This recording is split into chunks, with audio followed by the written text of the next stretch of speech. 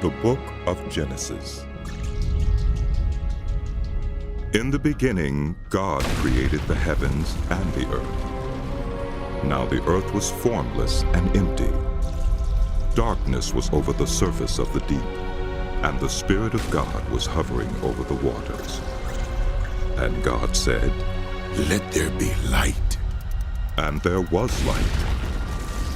God saw that the light was good, and he separated the light from the darkness. God called the light day, and the darkness he called night. And there was evening, and there was morning, the first day. And God said, "Let there be a vault between the waters to separate water from water." So God made the vault and separated the water under the vault from the water above it. And it was so. God called the vault sky. And there was evening, and there was morning, the second day. And God said, "Let the water under the sky be gathered to one place, and let dry ground appear." And it was so. God called the dry ground land, and the gathered waters he called seas. And God saw that it was good.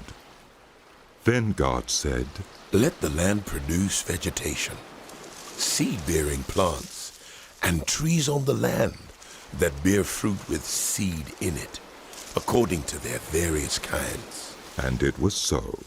The land produced vegetation, plants bearing seed according to their kinds, and trees bearing fruit with seed in it according to their kinds. And God saw that it was good.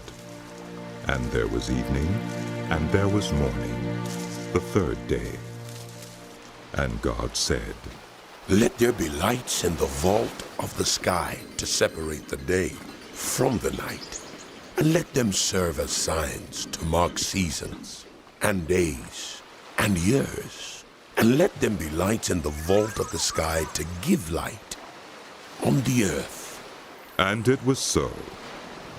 God made two great lights, the greater light to govern the day, and the lesser light to govern the night.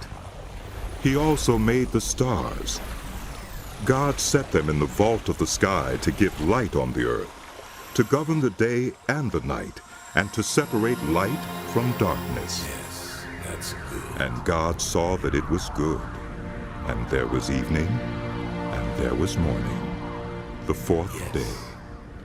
Good. And God said, "Let the water teem with living creatures, and let birds fly above the earth across the vault of the sky." So God created the great creatures of the sea, and every living and moving thing with which the water teems, according to their kinds, and every winged bird according to its kind. And God saw that it was good. God blessed them and said, "Be fruitful and increase in number, and fill the water in the seas, and let the birds increase on the earth." And there was evening, and there was morning, the fifth day. And God said, "Let the land produce living creatures, according to their kinds, livestock, creatures that move along the ground, and wild animals, each according to its kind." And it was so. God made the wild animals according to their kinds, the livestock according to their kinds, and all the creatures that move along the ground according to their kinds. And God saw that it was good. Then God said, "Let us make human beings in our image, in our likeness, so that they may rule over the fish in the sea, and the birds in the sky, over the livestock, and all the wild animals, and over all the creatures that move along the ground." So God created human beings in his own image. In the image of God he created them. Male and female he created them. God blessed them and said to them, "Be fruitful and increase in number. Fill the earth and subdue it. Rule over the fish in the sea, and the birds in the sky, and over every living creature that moves on the ground.